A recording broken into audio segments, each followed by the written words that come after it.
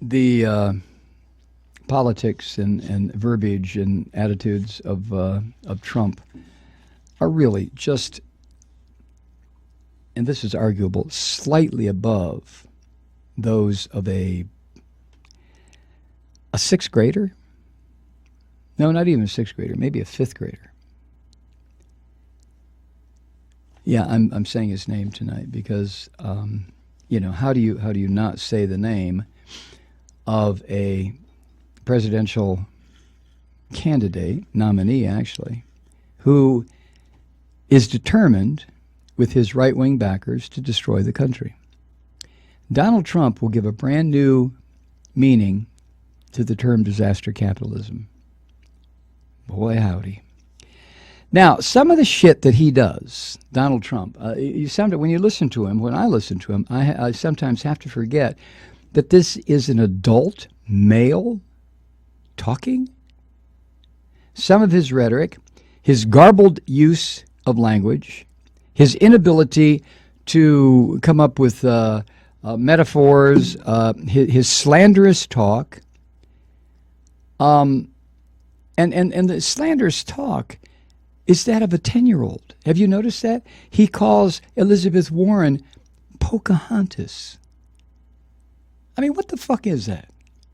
Well, we know what it is.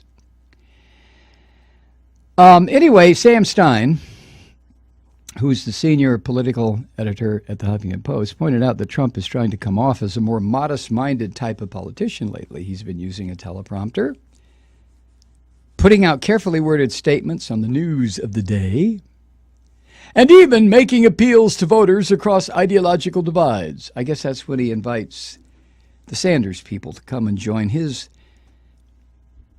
gang. But he can't seem to kick the habit of trying to denigrate Senator Elizabeth Warren. His most overworked little shitty attitude about her is she has Native American lineage. He keeps bringing it up. He's continued to derisively call her Pocahontas. And this week, insisted that she was a racist for having listed that heritage while on the faculty of Harvard Law School.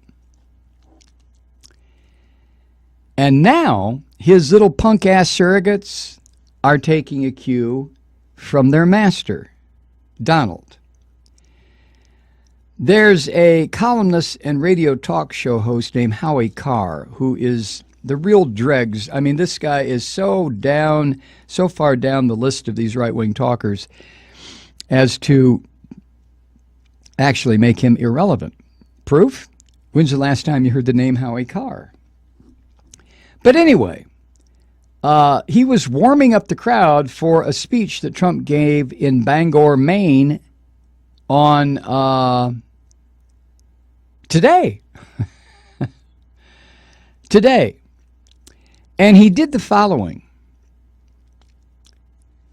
He said, quote, "You know Elizabeth Warren, right?" Making that noise while patting his hand over his mouth. Why the Trump campaign doesn't think things like this are racist, who knows? Now, this isn't the first time a mocking war cry has been directed Warren's way. Supporters of then-Senator Scott Brown, who Warren ran against, did the same thing when the two squared off in the 2012 Senate election. And it backfired badly. Now, let's keep in mind that Donald Trump regularly incites political violence, is a serial liar, a rampant xenophobe, racist, misogynist, and birther who has repeatedly pledged to ban all Muslims, 1.6 billion members of an entire religion, from entering the United States. That's how Huffington Post signs off on every single article that mentions this fuckwad's name. And I think it's a good idea. But you know what Trump has done? I mean, the attack, the nasty language on, the racist language on Elizabeth Warren, is an example of what this pig fucker has released. Trump. What he has plugged into is America's inner racist.